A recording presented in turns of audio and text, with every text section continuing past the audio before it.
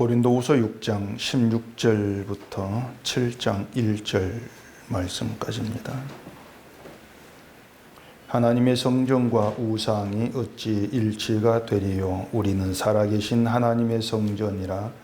이와 같이 하나님께서 이르시되 내가 그들 가운데 거하며 두루 행하여 나는 그들의 하나님이 되고 그들은 나의 백성이 되리라. 그러므로 너희는 그들 중에서 나와서 따로 있고 부정한 것을 만지지 말라. 내가 너희를 영접하여 너희에게 아버지가 되고 너희는 내게 자녀가 되리라. 전능하신 주의 말씀이니라 하시느니라. 그런즉 사랑하는 자들아, 이 약속을 가진 우리는 하나님을 두려워하는 가운데서 거룩함을 온전히 이루어 육과 영의 온갖 더러운 것에서 자신을 깨끗하게 하자. 아멘. 기도하겠습니다. 우리 말씀으로 하나님의 뜻을 알게 되어집니다.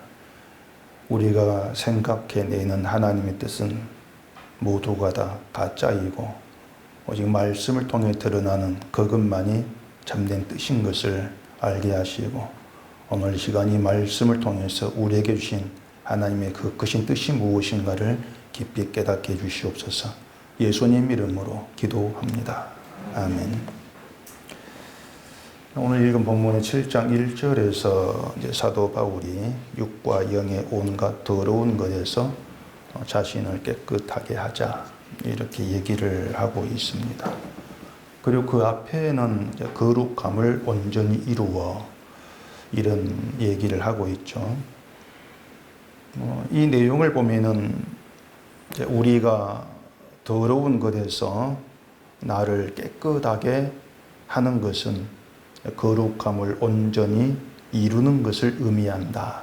우리는 그렇게 생각해 볼 수 있습니다. 우리가 거룩을 이루는 것, 그리고 또 더러운 것에서 자기를 깨끗하게 하는 것. 우리는 이것을 이제 신자됨이라고 그렇게 생각들을 하고 또 우리를 향하신 하나님의 뜻이고 요구다. 그리 생각을 합니다. 실제 바울의 말대로 거룩함을 이루고 또 우리 자신을 깨끗하게 하는 것이 하나님의 요구인 건 사실이죠. 하나님 뜻인 것도 사실입니다. 문제가 이제 뭔가 하면은 나를 깨끗하게 하는 거룩의 그 상태, 거룩이라는 그것을 우리가 너무 크게 오해를 한다는 겁니다. 전혀 이제 다르게 잘못 알고 있는 것이죠. 그러다 보니까 이제 거룩, 깨끗함이라고 하는 걸 가지고 전혀 엉뚱한 쪽으로 하나님의 뜻과는 전혀 상관없는 다른 길로 가버리는 것. 그런 것들이 지금의 이제 기독교인들의 또 모습이라고도 할 수가 있는 겁니다. 되게 일반적으로 거룩, 또 자기를 깨끗하게 하는 그러한 문제를 어떻게 받아들이는가 하면 구별된 것이죠. 더러우면서 구별된 삶, 뭔가 다르게 사는 거, 그렇게들 이제 받아들이는 겁니다. 그리고 또 그렇게 이제 구별된 삶이라고 하는 것을 이제 하나님께서 성경에서 하라는 것이 있고 하지 말라는 게 있는데, 하지 말라는 것을 철저하게 지키는 거, 하지 마 하는 것을 하지 않고 살아가는 것을 나를 깨끗하게 하는 거룩이라 그렇게들 또 받아들이고 있는 겁니다.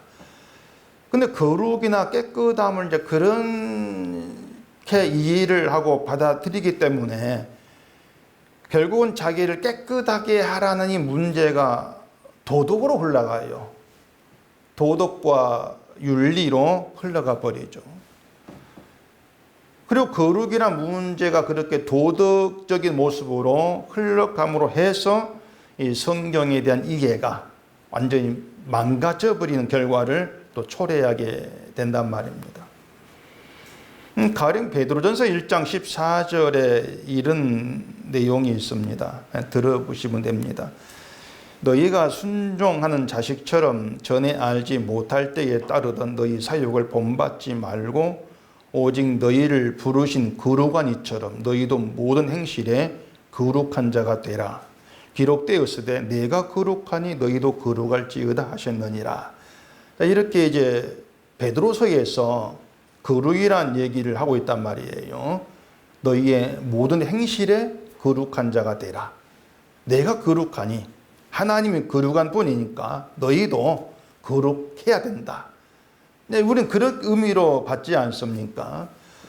네, 말씀을 드린 것처럼 거룩을 그렇게 도덕적인 그런 모습으로 해석을 하게 되어지면은 결국 모든 행실을 거룩해라는 것도 도덕적인 행동을 하고 살아가야 되는 것으로 우리는 그렇게 이제 받아들일 수밖에 없는 것이고, 또 하나님은 거룩하시다는 것도 하나님은 도덕을 요구하시고 도덕을 가르치시는 도덕의 신이다. 그렇게 인식할 수밖에 없는 겁니다. 근데 하나님을 그렇게 도덕을 가르치고 도덕을 요구하고 도덕을 기뻐하는 그런 신으로 받게 되어지면은 다른 종교의 신과 전혀 다르지가 않게 되어져 버리는 거예요. 이 세상의 신이라고 하는 것은 모두가 다 도덕, 윤리를 추구합니다. 모든 종교의 경전에 도덕이 들어가지 않은 경전이 없지 않습니까? 모든 신은 도덕을 요구한 신이에요. 그런데 하나님도 도덕을 높이고 도덕을 요구하는 그런 신으로 결국은 부각이 되어버린다면은 결국 그러한 점에서 기독교 다른 종교와 다르지가 않다. 이런 얘기가 되어버린다고 하는 것이죠. 그런데 우리가 성경을 보면은 이 거룩을 도덕으로 오해할 수밖에 없는 내용들이 사실 많습니다. 정말 많아요. 도덕을 요구하거나, 예를 들어 보십시다. 데살로니가 전서 4장을 보십시다. 데살로니가 전서 4장 3절입니다. 하나님의 뜻은 이것이니 너희의 거룩함이라 곧 음란을 버리고 각각 거룩함과 존귀함으로 자기의 아내 대할 줄을 알고 하나님을 모르는 이방인과 같이 색욕을 따르지 말고, 이런 내용들이 있단 말입니다. 자, 하나님의 뜻은 너희의 거룩이다. 너희가 거룩한 게 나의 뜻이다. 이렇게 시작을 하죠. 그러면서 이어지는 게 음란을 버리라는 겁니다. 음란을 버리고 거룩함과 존귀함으로 아내 대할 줄을 알고, 뭐 그런 남편인지 모르겠지만 어쨌든 그게 나와요. 이방인같이 색욕을 따르지 말라고 하는 것이죠. 이런 내용들이 누가 봐도 도덕으로 오해할 수밖에 없도록 되어 있단 말이에요. 음란, 그 도덕적인 그런 문제로 다들 인식하지 않습니까?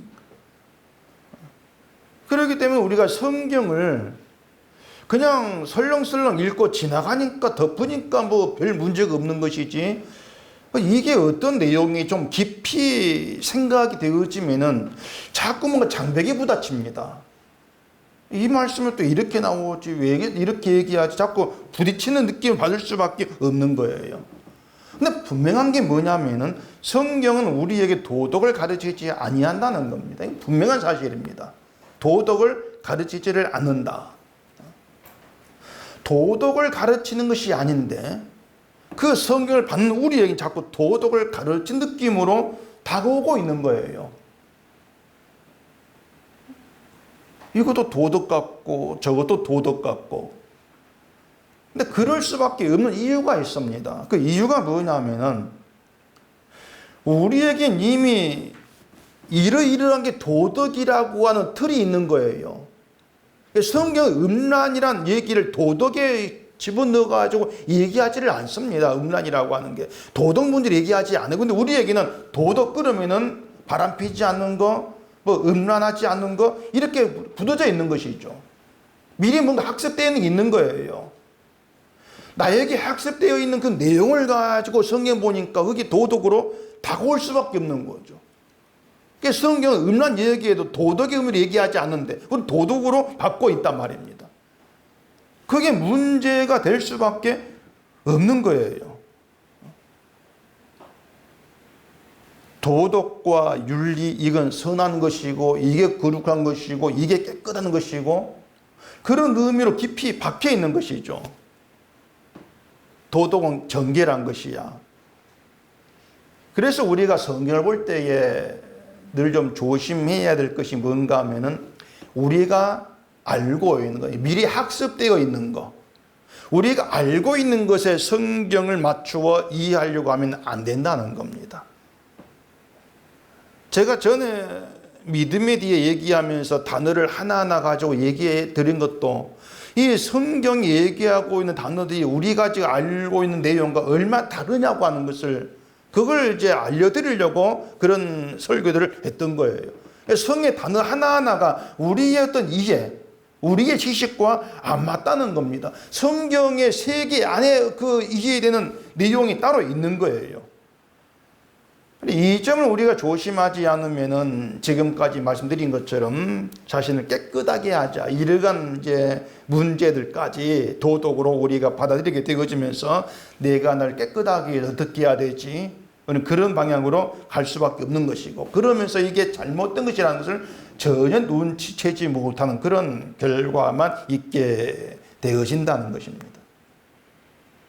일단 먼저 생각할 게 있습니다. 그게 뭐냐면, 자, 육과 영과 온갖 더러운 것에서 자기를 깨끗하게 하자고 말했지 않습니까? 그러면 사람이, 우리가 육과 영의 온갖 더러운 것에서 나를 깨끗하게 하는 게 가능하냐부터 물어야 돼요. 그게 가능할까? 불가능합니다. 어쨌든 불가능해요. 우리가 무슨 수로 나를 깨끗하게 하는 그런 삶을 살 수가 있겠습니까? 무슨 수로, 뭘 가지고? 이 세상의 도덕적인 것으로 높이는 걸 총동원해 가지고 그걸 다 끌어모아서 그대로 산다 할지라도 그걸 또 깨끗하게 이렇게 말 살 수 없는 겁니다. 그렇다 해도 깨끗한 게 못 되는 거예요. 깨끗하다는 것은 말 그대로 흠도 티도 없는 상태입니다. 먼지 하나 없는 상태, 이게 깨끗한 거예요. 근데 인간에게 그게 가능하겠냐고 하는 거예요. 산속에서 수도원에서 수도사들끼리만 생활하면서 그들끼리 세상은 완전 담쌓고 그들끼리 시간 정해가지고 뭐 기도하고 성경 보고 도를 닦듯이 그렇게 산다면은 자기를 깨끗하는 게 가능하지 않겠는가 생각될 수가 있는데, 그래도 불가능합니다. 그래도 안 되는 거예요. 그 수도사들끼리 그렇게 철저한 어떤 종교적인 틀 속에서 생활한다 할지라도 결국 그 수도사도 선악과를 먹은 사람들입니다. 선악과를 먹은 인간이에요. 그러니까 산속에 들어밖에 단 둘이만 있다 할지라도 어떤 사람이냐? 선악과를 먹은 인간으로 함께하는 것이에요. 선악과 먹은 인간으로 함께한다, 이걸 생각을 해야 된단 말이죠. 그래서 수도원에서도 그들 속에 새기지만 그 속에서도 인간의 악함은 세상과 다를 바 없이 존재하고 드러나게 되어 있단 말이에요. 그 수도원 세계에도 결국은 서로의 신앙의 모습을 가지고 판단하는 거, 이것도 있을 것이고, 비판도 있을 것이고, 미움도 있을 것이고, 저 사람의 어떤 신앙생활은 내게 마음에 안 들어, 마음을 열지 못하고 싫어하는 것도 있을 것이고, 그런 선악과 뭐 인간의 그 본성을 다 드러내지 않겠습니까? 수도원이랄지라도. 때문에 수도원이라도 인간 악함은 나올 수밖에 없다. 그게 인간 세계인데, 그런 인간이 온갖 더러운 것에서 자기를 깨끗하게 하는 것이 가능하냐고 하는 거예요.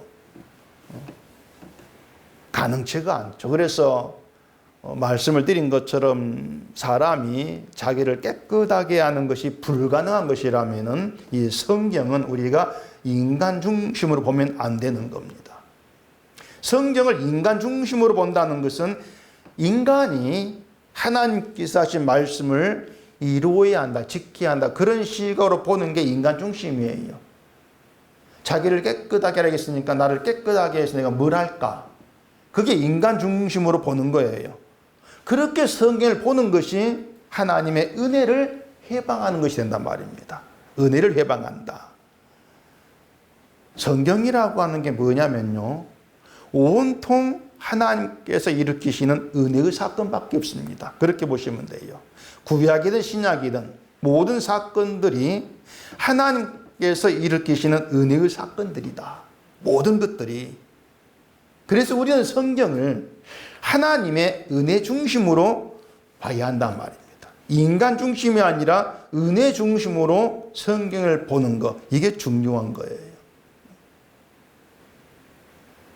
그래서 성경을 인간 중심에서 보게 되어지면은 우리가 하나님의 기쁨과 하나님의 영광을 위해서 실천해야 되고 이루어야 될 것들로 채워질 수밖에 없습니다. 내가 해야 될 것들로. 그러면 자연히 나오는 것은 인간의 공로죠. 뭘 했노라. 그런 공로가 나옵니다. 반대로 은혜 중심으로 보게 되어지면 모든 것이 하나님께서 행하시는 은혜의 사건으로만 채워져요. 하나님이 행하시는 은혜의 사건으로 모든 게 채워지면서 인간의 공로는 부인되어진 자연이. 이게 성경을 바르게 보는 겁니다. 뭔가 나도 한계 있다고 내 공로를 가지고 성경을 펼쳤는데 거기에서 은혜를 보게 되고 그 은혜로 내가 채워지다 보니까 나의 공로라고 하는 쓰레기였구나, 아무것도 아닌 것이었구나 부인되어지는, 이게 은혜 중심의 성경을 보는 것이란 말입니다. 그게 진짜 성경을 제대로 보는 거예요. 지난주에 말씀을 드렸던 오늘 보면 16절 6장 봐보십시다. 하나님의 성전과 우상이 어찌 일치가 되리요? 우리는 살아계신 하나님의 성전이라. 이와 같이 하나님께서 이르시되 내가 그들 가운데 거하며 두루 행하여 나는 그들이 하나님이 되고 그들은 나의 백성이 되리라. 자, 하나님이 그들 가운데 거하며 두루 행하신다고 이제 말씀했지 않습니까? 이것을 하나님이 그들 가운데 거하고 두루 행한다, 이것을 딱 5글자로 줄이면은 은혜의 사건 이렇게 한단 말입니다. 은혜의 사건.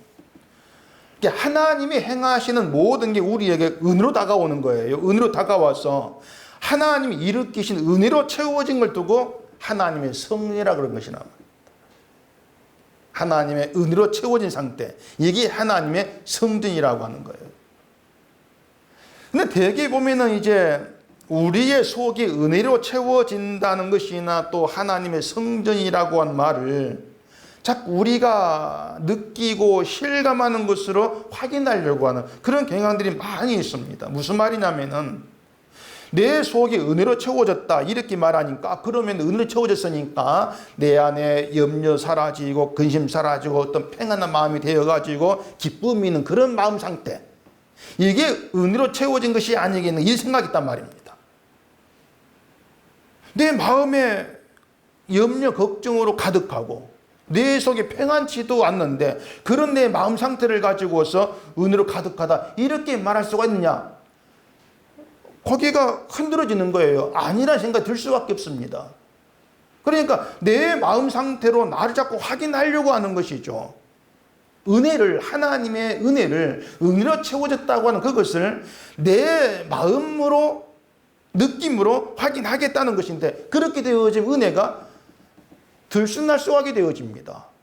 은혜라고 하는 게. 왜냐하면 인간의 마음 상태라고 하는 것이 항상 들쑥날쑥하지 않습니까? 좋았다가 나빴다가, 개였다 그랬다가. 그게 우리 마음 상태잖아요. 은혜로 가득하다고 하는 것은 내 속에 막 어떤 기쁨 막 차고 넘쳐 이런 뜻이 아니고요. 모든 것을 하나님께서 행하시는 은혜의 사건으로 바라본다는 겁니다. 모든 게. 그게 은혜로 가득한 거예요. 지금 또 뭐 코로나가 또 점점 확산되는 것 같은데, 코로나로 인해서 다들 떠드는 것이 예전 일상이 완전히 무너졌다 이런 말들을 많이 하지 않습니까? 예배도 이전처럼 드리지를 못하고 점심도 같이 먹지 못하고 이렇게 있단 말입니다. 점심 먹는 게 사라지면서 제가 예전 일이 하나 이제 생각이 났어요. 여러분 잊고 있겠지만은 우리가 점심하는 것 때문에 티격태격한 적이 많이 있었지 않습니까? 재직하면서 점심하는 게 힘들다 그러면서 반찬 많이 하지 말자, 좀 제발 좀 왜 많이 하냐 그러면서 반찬 많이 벌금 내자. 이 벌금 내자 말 제가 했습니다. 생각해 보니까 답답해가지고. 하여튼 이런저런 말들이 좀 있었잖아요. 그래서 이제 나중에는 업체에서 주문해서 먹은 적도 이제 있었는데, 지금은 그런 것도 하고 싶어도 못하고 있잖아요. 어쩌면 밥하기 싫은 분들은 참 좋다 이런 분도 있을지 모르겠습니다.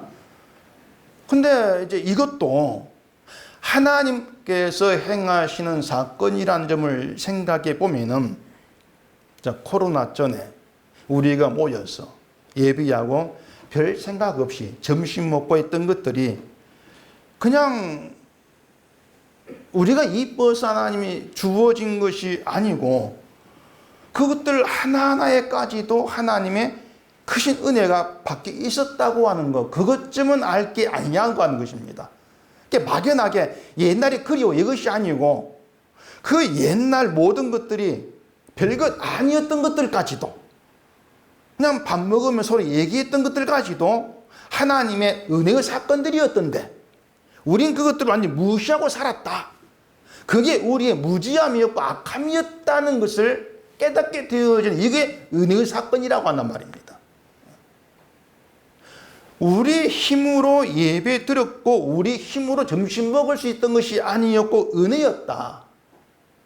이처럼 우리의 힘이 부인되어지는 것들, 모든 게 하나님의 은혜였던 것들로, 그리고 고백되는 그것을 가르쳐서 은혜로 가득하다 이렇게 말하는 거예요. 그러니까 내 마음 평안하고 이거 무관한 겁니다. 지금 주어진 일상 속에서 사소한, 내가 사소한 생각되는 그 하나하나까지라도 하나님의 은혜의 사건이야. 결국 그 안에서 내가 한 것이라고 하는 건 아무것도 없었다는 게 인정돼 버리는 거. 그게 은혜로 가득한 거예요. 나의 공유라고 하는 것이 자리하지를 못한 상태란 말입니다. 그러니 내 속에는 불안과 염려가 있다 할지라도 그것까지도 아예 죄로 드러나면서 하나님의 은혜 안에 있던 걸 내가 믿지를 못하고 있는 것이구나. 그런 내가 하나님 믿는다고 해? 믿음도 내 것이 아니구나. 모든 게 부인되어져 버린 상태. 그게 은혜로 가득하다. 그렇게 우리를 은혜로 이끌어 가시면서 은혜 안에 채우기 위해서 일으킨 사건을 은혜의 사건, 우리는 그렇게 얘기할 수가 있다고 하는 거죠.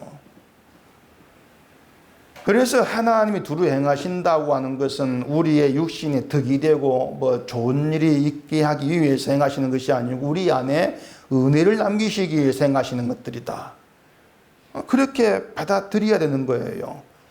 우리의 속이 은혜로 가득한 하나님의 성전, 자비하심으로 가득한 하나님의 성전, 그 성전으로 드러나게 하시려고 은혜로 채워지는 그 은혜의 사건을 일으키시는 이것이 하나님의 행하십니다.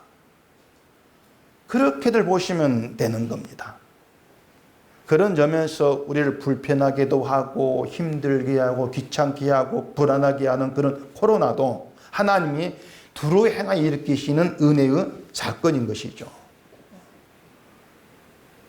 마스크 끼고 찬송 부르고 예배한다고 불편하지 않습니까?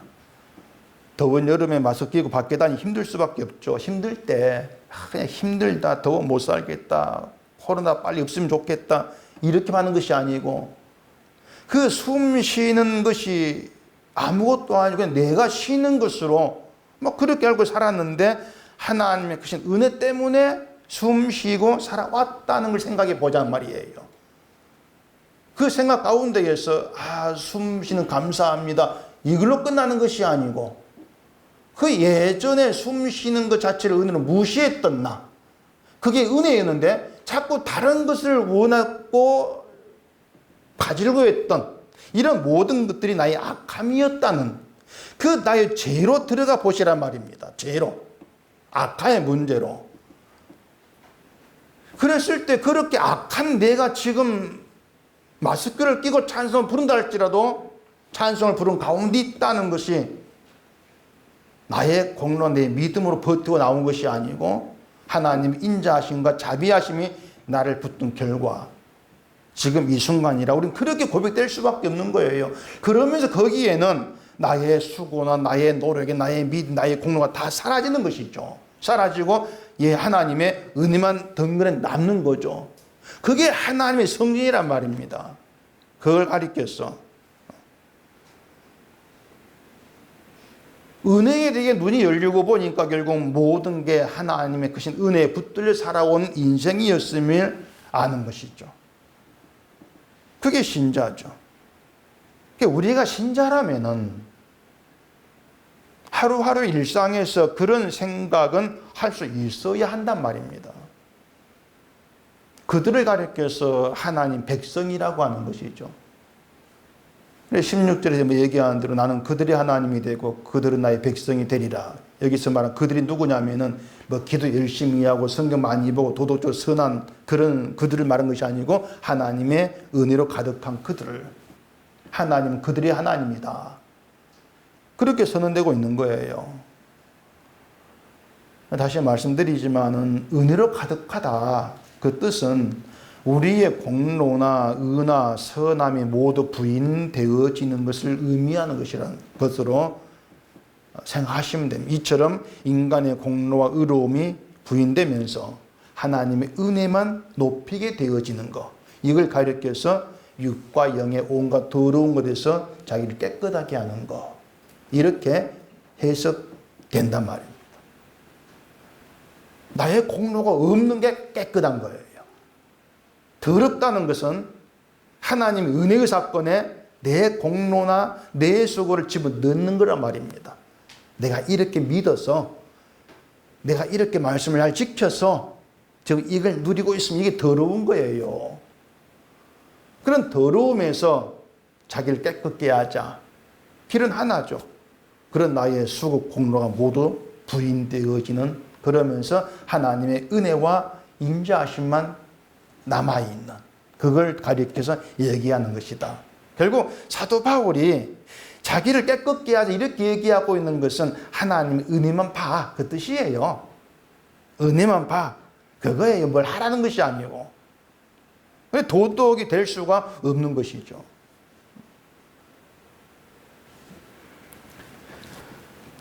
이렇게 하나님께서 우리 가운데 거하시고 두루 행하시고 하나님께서 행하시는 모든 일들이 우리에게 은혜의 사건으로 다 다가오는 것이라면은 하나님 백성된 우리는 사나 죽으나 은혜 속에 있다.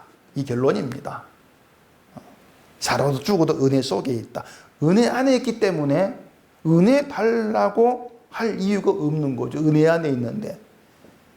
그래 기독교인들 기도만 하면은 뭐 은혜 달라고 하는데 그 의미는 결국 나에게 필요한 거 주십시오. 그 뜻이 아니겠습니까? 나에게 필요한 이걸 주세요. 이걸 주는 걸 은혜라고 그렇게 보지 않습니까? 죄 용서, 은혜 다 좋고 구원을 위해 필요하지만은 세상을 살아가는 필요한 게 있습니다. 그거예요. 결국 뭐냐면요. 죄로 인해 죽었고 또 지옥에 들어가는 게 당연한 인간에게 그런 우리에게 하나님이 거하신다. 하나님 둘이 행하시면서 은혜의 사건을 벌이시면서 우리를 은혜에 두 계신다. 이것만 가지고는 감격해야 한단 말입니다. 아니 어떻게 이런 나에게 하나님께서 은혜를 행하십니까? 그게 고마움으로 다가와줘야 되죠. 근데 그런 하나님 행하심으로 인해서 누리는 천국, 하나님의 나라 이걸 보는 것이 아니고 자꾸 눈에 이 세상을 우리가 보면서 저것도 필요합니다. 이것도 필요합니다. 그런 불평만 해대고 있는 것이죠. 그럼 하나님이 우리가 필요로 한 세상의 모든 것을 다 가득 줬다고 해보십시다. 그걸 가졌기 때문에 내 마음 은혜로 가득하다고 할 수 있겠습니까? 가득할 수가 없는 거죠. 그냥 가졌다고 하는 잠깐의 만족, 그것만 있지 않겠습니까? 그러면 시간 지나면서 풍성한 바람 빠지는 것처럼 감사도 만족도 줄어들고 쭈글쭈글해지고 또 다른 필요한 걸 원하게 되어지고 그런 것들이 대부분의 사람들이 하나님을 믿고 찾는 어떤 모습들인 거예요. 참 그 허수아비 같은 그런 실상이라 할 수 있는 것이고 존재하지 않은 신기루만 쫓는 그런 종교의 세계라고 얘기할 수밖에 없는 것이죠. 그런 그들에게 은혜로 가득한 세계가 어떻게 다가오겠냐고 하는 겁니다. 하나님 인자와 자비와 필요 없이 예수의 피 흘린 것 상관없이 그냥 내 마음이 평안함, 세상을 누리면서 좋게 살아가는 그런 은혜로 가득한 이것만 자꾸 기대하겠죠. 그러면 실망하고 낙심하고 이것만 남지 않겠습니까? 신자라고 하는 건 그런 종교길에 있는 자가 아닌 거예요. 하나님이 둘이 행하신 가운데에서 은혜로 끌려가고 있고 하나님 우리 안에 은혜를 남기시기 위해서 일하신다는, 그게 우리에게 분명히 살아 있어야 한다는 것입니다.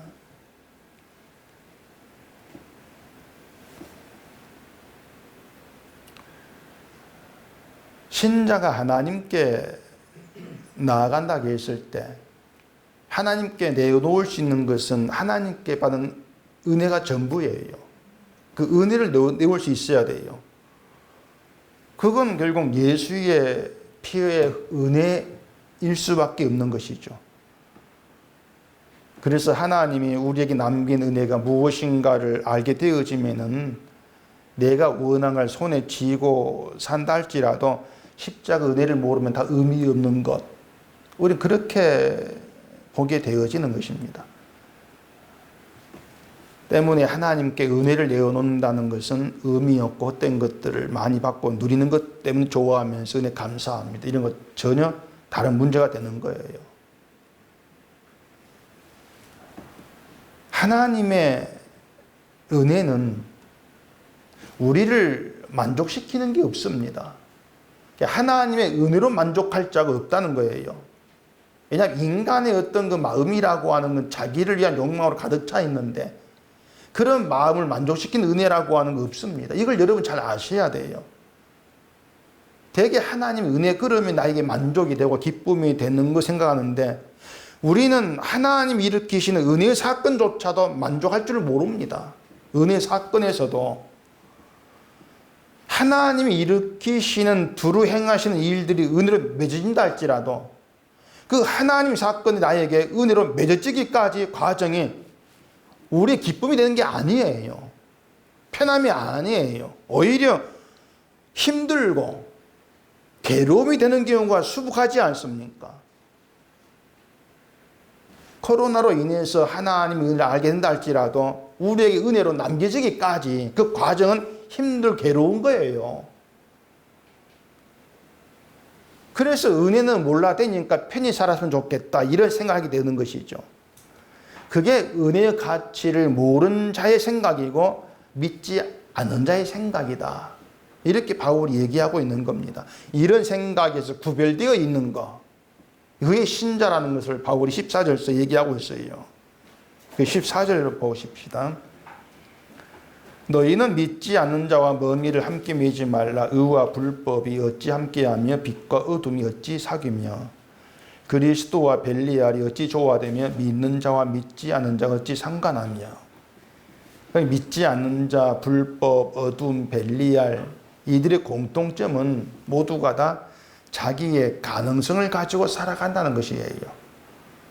기독교인들은 그 말씀에 순종하는 것을 하나님이 뭘 시키든 다 지키고 하겠습니다, 이렇게 받지 않습니다. 이게 뭐냐면 자기가 할 수 있다는 가능성을 두고 있는 것이죠. 만약에 인간이 하나님 말씀을 지키고 실천할 수 없다, 이걸 안다면은 말씀대로 지키겠습니다 이런 말을 하지를 못하지 않습니까? 그럼 말씀대로 지키겠다는 사람을 바라보는 게 뭐겠어요? 결국 나죠. 나를 바라보고 나를 생각하면서 말씀 살 수 있어, 이렇게 나오는 것이죠. 이건 자기를 믿는 것, 예수를 믿는 게 아닌 것이란 말입니다. 그래서 믿지 않는 자예요. 그래서 교회를 다녀도 믿지 않는 자예요. 그게 불법이에요. 자기를 믿고 있는 게 불법이고 그게 어둠이에요. 벨리알은 사탄과 같은 그런 뜻으로 보시면 됩니다. 사탄의 특징은 넌 할 수 있어, 유혹하는 거고 부추기는 겁니다. 결국 이들에게 복과 저주는 자기 학이 나름이 달린 것이 되어버리죠. 내 학위에 따라 복을 받고 저주를 받는다, 벌 받는다. 열심히 해서 하나님 기쁘시게 복을 받고 게으르면 벌 받고 그렇게 생각하죠. 내가 한 걸 가지고 믿음을 저울질 하는, 그걸 두고 믿음이 없는 거. 그렇게 바울이 얘기하고 있는 거예요. 그래서 하나님 둘이 행하신다는 것도 믿음 좋은 자를 뭐 도와주고 복주기 위해서가 아니고 그런 모든 것들이 결국 인간의 악함들이었고 그런 모든 것들이 저주의 모습이라는 깨닫게 하시면서 은혜로만 데려가기 위해서 행하신다. 그걸 바울이 얘기하고 있는 것입니다. 그래서 바울의 말한 은혜는 죄에서 시작을 하고 있는 겁니다. 죄를 알게 되면서 말씀대로 살 수 없고 복음커녕 저주받을 수밖에 없다는 걸 알게 되면은 하나님 주신 이 은혜가 아니었다면 나는 그저 망하는 자였을 뿐입니다. 이런 고백하면서 하나님의 은혜를 나의 잘됨으로 그렇게 받아들이고 감사하게 되는 거죠. 그 은혜 가운데 있게 되어지고 은혜로 이끌려 간다는 게 네가 잘된 것이다. 그런 신자가 내놓을 수 있는 은혜는 십자가 은혜 하나밖에 없는 겁니다. 그게 유일한 거예요. 근데 그런 십자가 은혜가 이상하게 지금의 기독교인들에게 익숙하지가 않습니다. 또 불편한 것이죠. 왜냐하면 지금까지 들어온 그런 은혜가 아니거든요. 십자가 은혜도 알긴 아는데 그게 전부가 아니라는 겁니다. 내 육신을 잘되게 하는 그런 은혜가 있다는 거죠. 근데 그걸 잘라버리고 십자가 은혜만 얘기하니까 왜 은혜가 그것만 전부냐? 딴 것도 있는데 이렇게 나오고 있는 거예요. 결국에 육신을 유익하게 하는 그런 은혜가 익숙한 거죠. 그걸 원하고 있는 것이고. 그래서 기독교인들이 전마다 하나님께서 내게 말씀한 걸 내가 실천에 옮기고 양심 바로 깨끗하게 생활하면은 그게 영광이 되고 기쁨이 내게 복을 줄 것이야. 이렇게 가고 있단 말입니다. 그게 익숙한 은혜니까. 결국 내가 하나 기쁘기 위해서 어떤 복 받고 은혜 받겠다고 하는 것인데 이게 믿음 없는 것이다. 그게 벨리알이고 이게 어둠이다. 그런 믿음 없는 것과 멍해를 함께하지 말라는 거예요. 은혜의 세계로만 나오라는 것입니다. 그게 교회다. 그게 바울의 내용인 것이에요. 그렇게 오면은 우리가 어떤 신앙 생활을 얘기했던 것들이 뭐냐면은 결국 하나님의 일을 해방하는 것들밖에 아니었다고 할 수밖에 없는 것이죠. 그 마태복음 12장에 이런 내용이 있습니다. 12장 마태복음 가보십시다. 마태복음 12장 43절입니다. 더러운 귀신이 사람에게서 나갔을 때에 물 없는 곳으로 다니며 쉬기를 구하되 쉴 곳을 얻지 못하고 이에 이르되 내가 나온 내 집으로 돌아가리라고 와보니 그 집이 비고 청소되고 수리되었거늘 이에 가서 저보다 더 악한 귀신 7을 데리고 들어가서 거하니 그 사람의 나중 형편이 전보다 더욱 심하게 되느니라. 이 악한 세대가 또한 이렇게 되리라. 자, 거기 보시면요, 그 더러운 귀신이 내가 나온 내 집이다 이렇게 말한 게 있습니다. 그게 누굽니까? 사람을 두고 한 얘기예요.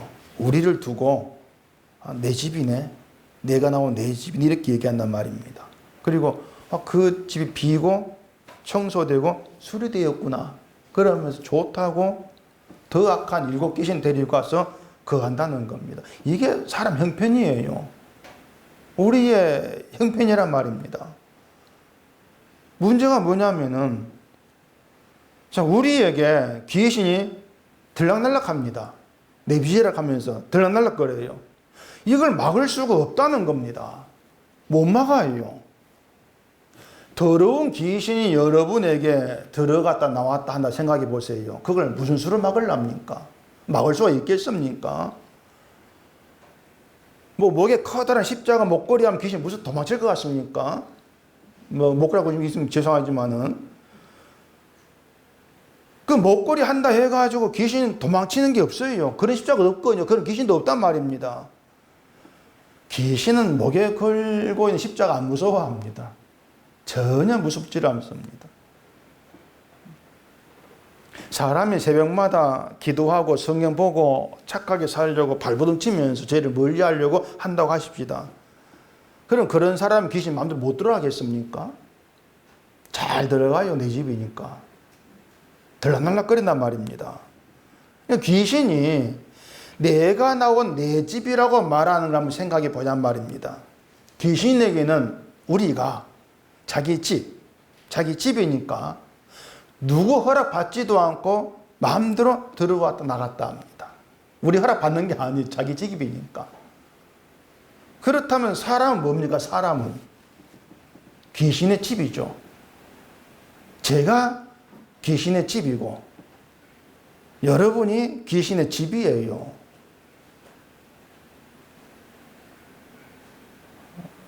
인상이 살짝. 근데 예수님 말씀대로 그대로입니다. 귀신의 집인 것이죠. 또 갈라디아 5장을 한번 가보십시다. 갈라디아 5장 19절입니다.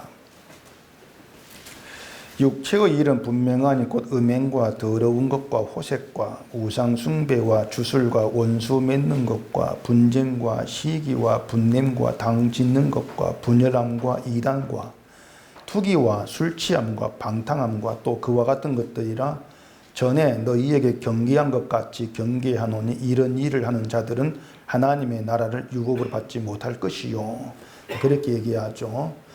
자, 육체의 일, 귀신이 우리를 자기 집으로 삼아가지고 귀신이 활동을 하는데 그 일이 음행, 더러운 그 호색, 우상숭배 이렇게 나온다 하십시다. 이런 것들이 정말 귀신의 집에 어울리는 모습이라고 할 수가 있지 않겠냐 말입니다.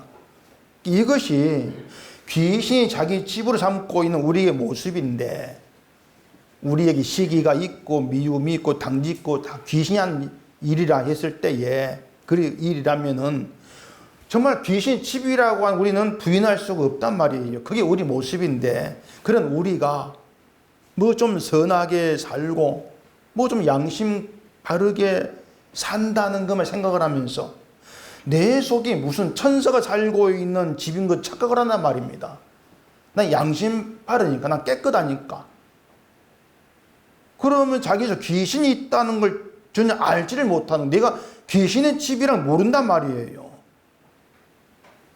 그것만 생각한다 할지라도 우리는 성경을 제대로 알지 못하고 살아오고 있는 겁니다. 내가 나를 모르는 거예요. 여러분들은 내가 나를 알아. 나 죄인이야. 근데 알아. 이렇게 얘기할지 모르겠지만 죄인이라고 하면서 내가 귀신의 집이라는 사실을 모르지 않습니까? 그것까지는 우리가 알아채지를 못하는 거예요. 죄인이지만 난 양심 바르게 살았어. 내 속은 깨끗해. 천사 같아. 나의 마음은 예수 믿는 마음이야.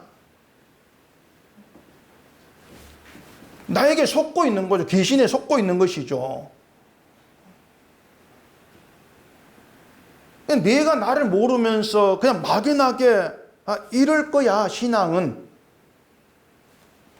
그렇게 생각하면서 신앙생활 해온 것이 지금의 우리의 세월이었다고 할 수밖에 없는 거예요. 내 안에 귀신이 들락날락거리는 것도 모르면서 착하게 살면 기뻐하고 복주겠지, 이런 생각이 붙들려 있는 것이죠.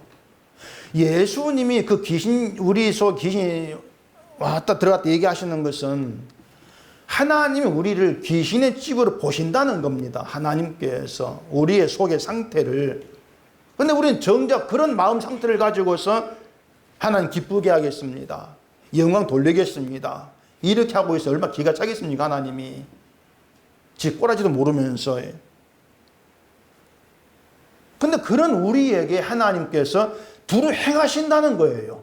그런 우리에게 하나님이 거하시고 두루 행하신다고 하는 것은 정말 깨끗한 사람 골라가지고 내가 너에게 함께 해줄 이게 아니에요. 귀신의 집인데 그것도 모르면 까불고 있는, 내 꼬라지도 모르면서 까불고 있는 그런 우리에게 하나님께서 거하시고 두루 행하시면서 은혜의 사건을 벌이신다는 겁니다. 그 사건이 뭐냐면은 그 귀신 들락거리는 내 속에 정말 시기 음란 어떤 미움 가득한 귀신의 모습들, 그렇게 드러내면서 이게 내 실체다. 네가 더럽잖아. 네가 더러우냐고. 네가 죽은 자잖아. 그걸 알게 하는 거죠. 그걸 알게 하시면서 그런 우리를 다 덮으신 은혜가 뭔가. 그러니까 예수님의 십자가 은혜로 우리를 데려가시는 겁니다.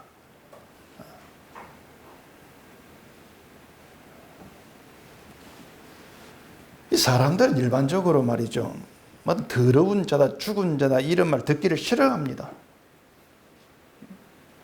듣기 싫어는 당연하죠. 좀 나에 대해서, 인간에 대해 좋은 말을 듣고 싶은데 더러운 자, 죽은 자 뭐 이런 말 듣고 싶겠습니까? 귀신의 집이란 말도 듣고 싶을 사람이 없겠죠. 근데 인간에 대해서 성경이 말한 대로 말씀을 드린다면 죽은 자다, 더러운 자라는 걸 듣기 싫어하는, 그것이 속에 귀신이 있다, 귀신에게 장악되어 있는 너의 상태, 그거예요. 네 안에 귀신이 있다, 네 안에 내가 있다, 이거 아니에요. 네 안에 귀신이 있다, 마귀가 있다. 그리고 증거는 늘 나의 의지와 나의 힘으로 나를 가꾸어 가면서 착한 사람으로, 믿음 좋은 사람으로, 또 내 속이 깨끗한 사람으로, 야, 저 사람은 됐어, 이런 말 듣고 싶어하는 그런 사람으로만 나와주고 싶어하는 거죠. 그게 귀신의 내 속에서의 활동이라는 겁니다. 그것이 뭐 더럽다 이렇게 얘기하니까 뭐 세상이 윤리 더러운 그런 죄를 짓게 하고 이렇게 보시면 안 돼요. 성경이 말한 더러움이라고 하는 늘 나를 포기하지 않는 상태입니다. 이게 더러운 겁니다. 나를 포기하지 않는 거. 그래서 하나님이 나의 백성이다 이렇게 선언하시는 그 대상 누구냐면 착한 사람도 아니고 좋은 사람도 아니고 속이 깨끗한 그런 사람도 아니에요. 하나님 백성은 하나님 은혜를 아는 사람입니다. 하나님께서 은혜 사건을 일으켜서 은혜 알게 하시고 은혜하는 그를 가르쳐 너는 내 백성이다, 내가 너희 하나님이다, 이렇게 나오시는 거예요. 그게 바울의 얘기예요. 그래서 하나님 은혜라고 하는 것은요, 내가 누구냐, 인간이 어떤 존재인가를 정말 제대로 우리가 알게 되었을 때에 죄밖에 없고 내 힘으로 할 수 있는 것은 아무것도 없는 그런 자에게 예수님이 하늘에서 찾아오셨다는 그 하나만 남습니다. 나 같은 자에게 주님 찾아오셨다는 거, 그 은혜 하나만 남아요. 그리고 하나님께 내놓을 것도 그것밖에 없죠. 난 아무것도 아닌데, 난 이런 자인데 주님이 찾아오셔서 나의 모든 그런 더러움을 주님이 덮었습니다. 근데 나에게 있는 고마움은 그것뿐입니다. 그게 하나님의 백성됨이에요. 그래서 제가 여러분께 말씀을 드릴 것은, 여러분 도덕적인 생활이나 또 여러분이 생각하는 마음 상태를 가지고 난 이런 사람이다 그렇게 생각지를 마시라는 겁니다. 그건 내가 선하다는 것을 고집하는 것일 뿐이고, 그렇게 나의 선함을 자꾸 고집하려고 하는 것이 귀신의 일, 그렇게 보시면 되는 거예요. 우리가 잘해서 이루어진 거룩은 없습니다. 우리의 수고로 얻어지는 구원도 없습니다. 온갖 더러운 것에서 나를 깨끗하게 하겠다고 먼지 털고 쓸고 닦고 청소해도 귀신은 나는 내 집이네, 다른 귀신까지 끌고 들어와서 거합니다. 그게 우리 상태입니다. 더러운 귀신 들어와 있으면은 그게 더러운 인간 되는 거예요. 착하고 양심 바르게 살아도 더러운 귀신이 있다는 것으로 더러운 인간입니다. 모든 인간이 그래요. 이게 성경을 토대로 얘기할 수 있는 인간의 실상입니다. 항상 내 것 내어놓고 하나님의 은혜를 밀쳐버리고 그 자리에 내 것으로 채우려고 하는 거, 하나님 희생과 수고나 밀쳐버리고 내 수고 내 공을 채우려고 하는 거, 이게 귀신의 속성이고 그걸 더럽다고 얘기한다. 성경은 그 점을 아셔야 되죠. 그 더러움 알았을 때 뭐가 깨끗함이냐? 답이 나오지 않습니까? 인간의 모든 수고가 부인되어 버리는 거. 그렇게 우리에게 모든 수고와 공로가 부인되어지라고, 부인된 그런 우리를 두기 위해서 예수를 보내시고 예수의 피로 깨끗하게 하신 것입니다. 예수의 피로 깨끗하게 되었기 때문에 내 손으로 깨끗하게 만들어낼 것은 없는 거예요. 예수의 피로 거룩하게 되었다. 성경 한 번 더 보십시다. 에베소서 2장입니다. 에베소서 2장 5절입니다. 같이 읽어보십시다. 허물로 찍은 우리를 그리스도와 함께 살리셨고 너희는 은혜로 구원을 받은 것이라. 또 함께 일으키사 그리스도 예수 안에서 함께 하늘에 앉히시니 이는 그리스도 예수 안에서 우리에게 자비하심으로써 그 은혜의 지극히 풍성함을 오는 여러 세대에 나타내려 하심이라. 자, 거기에 살리셨다, 하늘에 앉히셨다, 이 모두가 다 예수 그리스도로 인해서 우리에게 되어진 사건입니다. 이미 되어졌어요. 완성된 사건입니다. 이 모든 것이 예수님의 은혜로 되어진 것이기 때문에 우리의 할 일이 뭐냐? 그 은혜만 높이는 겁니다. 그 일을 우리가 찾아 하는 것이 아니고 애당초 하나님께서 우리를 부르신 이유가, 그리고 우리를 불러내서 살리고 하늘에 앉힌 이유가 그 은혜를 높이라는 거예요. 그 도구로 삼기 우리를 불러내신 거예요. 그래서 자기를 깨끗하게 하자는 것은 인간이 생각하는 선과 믿음 그런 것에서 그런 것으로 주님의 공로를 더럽히지 말라는 겁니다. 은혜를 더럽히지 말라는 거예요. 십자가에서 피 흘려 죽으심 우리를 거룩하게 하신 주의 공로만 높이라. 이게 너희 할 일이니까, 너희가 불려나온 이유니까, 더러운 너희를 하나님께서 존재하게 하는 하나님의 뜻이니까, 은혜 때문에 살고 있으니까 너희의 공로가 부인되어지면서 주의 공로만 높이라. 그게 우리를 향하신 주의 뜻입니다. 이 뜻에 끝까지 순종되어지는 우리가 되기를 바랍니다. 기도하겠습니다. 우리 아버지 하나님, 이 시간도 주의 말씀을 통해서 우리를 부르신 주의 뜻이 무엇인가를 생각했습니다. 성경을 볼 때마다 우리의 생각으로 섣불리 접근할 수 없는 정말 깊고 신비한 세계임을 알게 되어집니다. 자신을 깨끗하게 하라. 이 말씀에서 오직 우리의 공로가 부인되어지고 주의 은혜만 생각하고 바라보는 저희로 살게 해주시옵소서. 예수님 이름으로 기도합니다. 아멘.